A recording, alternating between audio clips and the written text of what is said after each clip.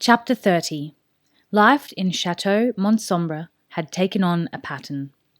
Their host, the warlord d'Epargneux, saw his two unwilling guests only when he chose to, which was usually over the evening meal, once or twice a week. It also generally coincided with those occasions when he had thought of some new way of baiting Holt, to try to draw him out. At other times, the two Araluens were confined mainly to their tower room, although each day they were allowed a short time for exercise in the castle courtyard, under the suspicious gaze of the dozen or so men-at-arms who stood sentry over them in the tower. They had asked several times if they might venture outside the castle walls, and perhaps explore the plateau a little. They expected no more than the answer they received, which was a stony silence from the sergeant of the men set to guard them, but it was still extremely frustrating. Now Horace paced up and down the terrace, high in the central tower of Chateau Montsombre. Inside, Holt was sitting cross-legged on his bed as he put the finishing touches to a new bow he was making for Will. He had been working on the project since they had landed in Gallica. He had carefully selected strips of wood and glued and bound them tightly together so that their different grains and natural shapes were opposed to each other and bent the composite piece into a smooth curve. Then he had attached two similar but shorter composites to either end so that their curve opposed the main shape of the bow.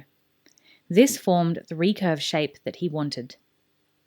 When they had first arrived at Montsombre, d'Epargneux had seen the pieces in Holt's pack, but he had seen no reason to confiscate them.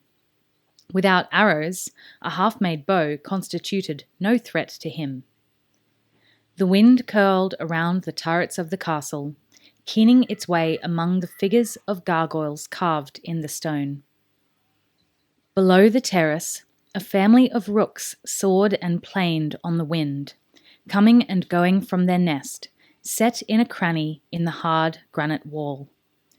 Horace always felt slightly queasy to find himself looking down on birds flying. He moved back from the balustrade, pulling his cloak more tightly around him to keep out the wind. The air carried the threat of rain with it, and, in the north, there were banks of heavy cloud driving towards them on the wind. It was mid-afternoon on another wintry day in Montsombre. The forest that spread out below them was dull and featureless. From this height, it looked like a rough carpet.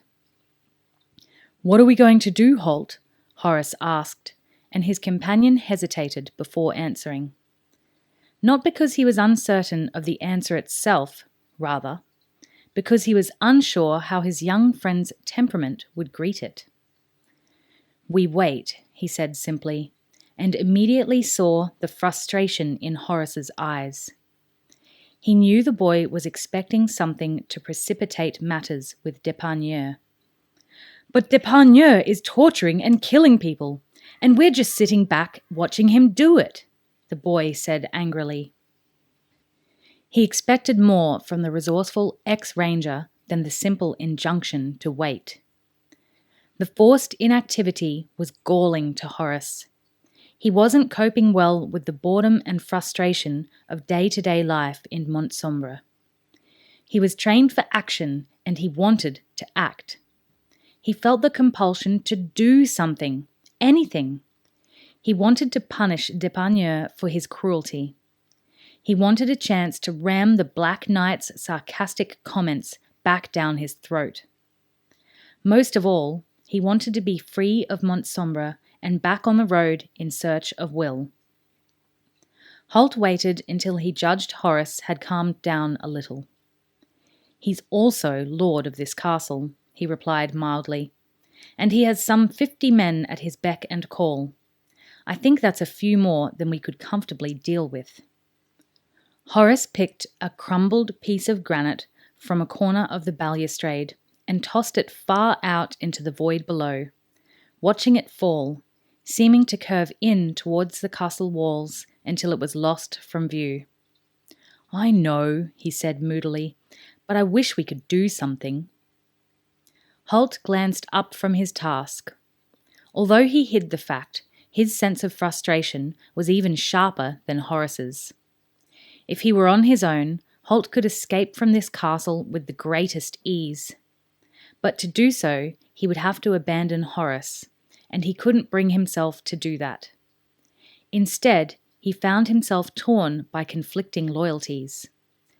To Will, and to the young man who had unselfishly chosen to accompany him in search of a friend. He knew that Depardieu would show no mercy to Horace if Holt were to escape.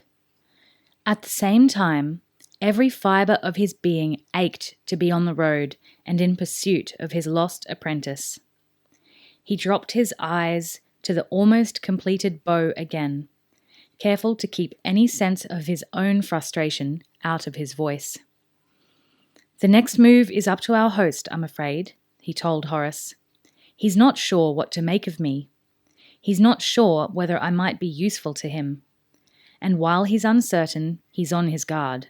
That makes him dangerous. Then surely we might as well fight him, Horace asked, but Holt shook his head emphatically. I'd rather he relaxed a little, he said. I'd rather he felt we were not as dangerous or as useful as he first assumed. I can sense he's trying to make his mind up about me. That business with the cook was a test. The first drops of rain spattered onto the flagstones. Horace looked up, realizing with some surprise that the clouds, seemingly so far away only a few minutes ago, were already scudding overhead. A test? He repeated. Holt twisted his face into a grimace. He wanted to see what I would do about it. Maybe he wanted to see what I could do about it. So you did nothing? Horace challenged, and instantly regretted the hasty words. Holt, however, took no offence. He met the boy's gaze steadily, saying nothing. Eventually, Horace dropped his eyes and mumbled, Sorry, Holt. Holt nodded, registering the apology. There wasn't much I could do, Horace, he explained gently. Not while Depardieu was keyed up and on his guard. That's not the time to take action against an enemy, I'm afraid. He added, in a warning tone, The next few weeks are going to bring us more of these tests. That gained Horace's attention immediately. What do you think he has in mind? I don't know the details, Holt said, but you can bet that our friend Depardieu will perform more unpleasant acts just to see what I do about them. Again, the ex-ranger grimaced. The point is, the more I do nothing, the more he will relax, and the less careful he will be around me. And that's what you want? Horace queried, beginning to understand. Holt nodded grimly in reply. That's what I want, he said. He glanced at the dark clouds that were whipping overhead. Now, come inside before you get soaked, he suggested. The rain came and went over the next hour, pelting in on the wind, driven almost horizontally through those open window spaces of the chateau where the occupants had neglected to close the wooden shutters.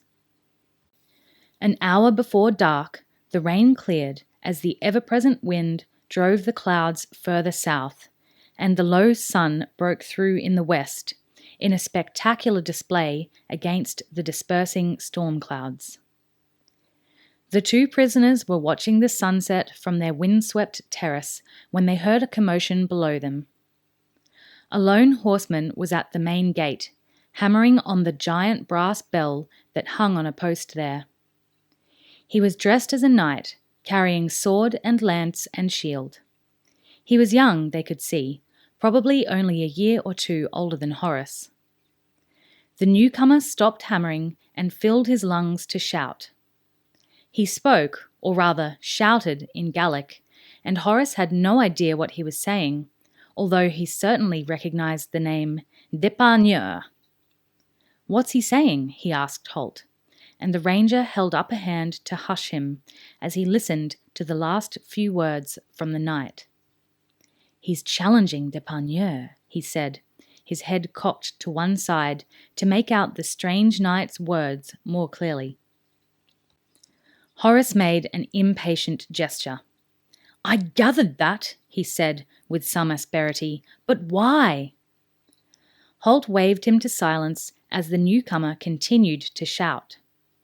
The tone was angry enough, but the words were a little difficult to make out as they ebbed and flowed on the swirling wind.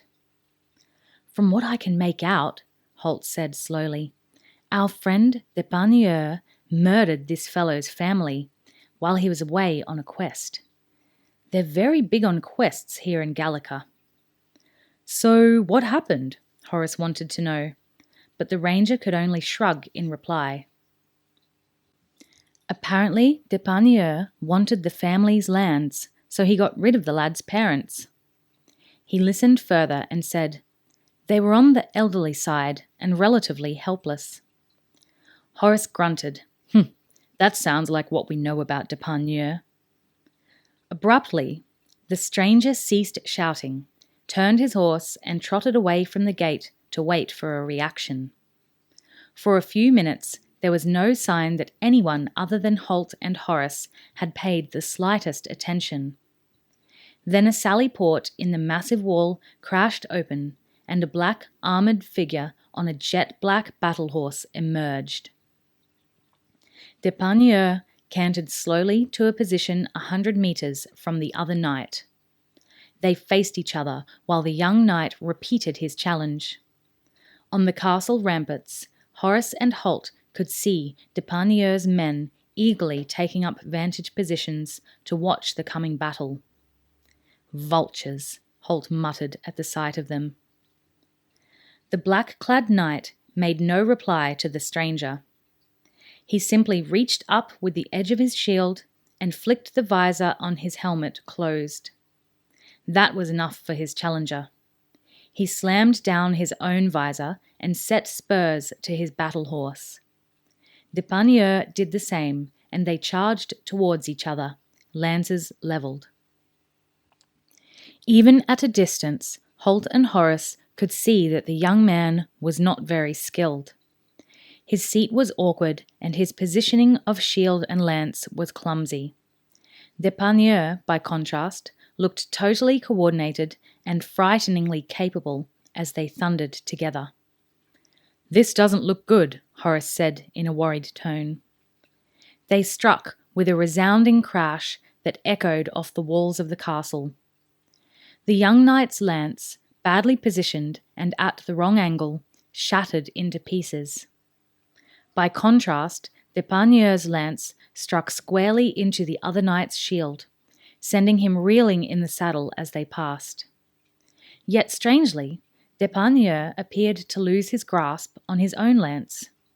It fell away into the grass behind him as he wheeled his horse for the return pass. For a moment, Horace felt a surge of hope. "He's injured," he said eagerly. "That's a stroke of luck." But Holt was frowning, shaking his head. "I don't think so," he said. "There's something fishy going on here." The two armoured warriors now drew their broadswords and charged again. They crashed together. Depardieu took the other knight's stroke on his shield. His own sword struck ringingly against his opponent's helmet, and again the young man reeled in the saddle. The battle horses screamed in fury as they circled and reared now, with each rider trying to gain a winning position. The warriors struck at each other again and again as they came within reach, Depardieu's men cheering every time their lord landed a blow. "What's he doing?" Horace asked, his earlier excitement gone. "He could have finished him off after that first stroke." His voice took on a tone of disgust as he realized the truth. "He's playing with him." Below them, the ringing, slithering screech of sword on sword continued, interspersed by the duller clang as they struck each other's shields. To experienced spectators like Holt and Horace, who had seen many tournaments at Castle Redmond, Deparnieu was obviously holding back. His men, however, didn't seem to notice. They were peasants who had no real knowledge of the skills involved in a duel such as this. They continued to roar their approval with each stroke Deparnieu landed. "He's playing to the audience," Holt said, indicating the men-at-arms on the ramparts below them. "He's making the other man look better than he really is." Horace shook his head. Deparnieu was showing yet another side of his cruel nature by prolonging the battle like this. Far better to give the young knight a merciful end than to toy with him. "He's a swine," he said in a low voice. Deparnieu's behaviour went against all the tenets of chivalry that meant so much to him. Holt nodded agreement. "We knew that already. He's using this lad to boost his own reputation." Horace threw him a puzzled look, and he explained further. "He rules by fear. His hold over his men depends on how much they respect and fear him, and he has to keep renewing that fear. He can't let it slip. By making his opponent look better than he really is, he enhances his own reputation as a great warrior. These men," he gestured contemptuously at the ramparts below, "don't know any better." Deparnieu seemed to decide that he had prolonged matters long enough. The two Araluens detected a subtle change in the tempo and power of his blows. The young knight swayed under the onslaught and tried to give ground, but the black-armoured figure urged his battle horse after him, following him relentlessly, raining blows on sword, shield, or helmet at will. Finally, there was a duller sound as Deparnieu's sword struck a vulnerable point, the chainmail protecting his opponent's neck. The Black Knight knew it was a killing stroke. Contemptuously, he wheeled his horse towards the castle gate, without a backward glance at his opponent, who was crumpling sideways from the saddle. The ramparts resounded with cheers as the limp figure crashed onto the turf and lay unmoving. The gate slammed shut behind the victor. Holt stroked his beard thoughtfully. "I think," he said, "we might have found the key to our problem with Lord Deparnieu."